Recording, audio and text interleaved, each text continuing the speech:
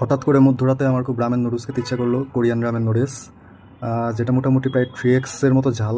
Normal নুডলসের চেয়ে এটা প্রায় 3 গুণ ঝাল থাকে। এই নুডলসের সাথে কিন্তু ভেজিটেবল দেওয়া থাকে, আপনার স্পাইসি মশলা দেওয়া থাকে এক্সেস লেভেলে।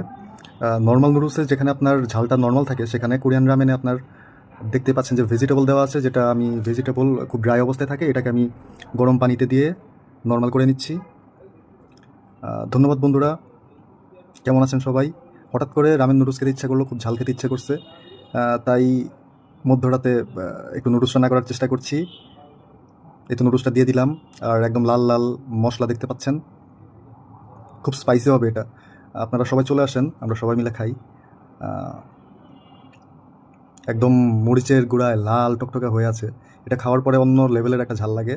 আর এখানে ইনগ্রিডিয়েন্টস দেওয়া আছে, ইনগ্রিডিয়েন্টসগুলো নুডলসে দেওয়া থাকে বেসিক্যালি, সো আপনার বাইরে থেকে কোনো ইনগ্রিডিয়েন্টস অ্যাড করতে হবে না।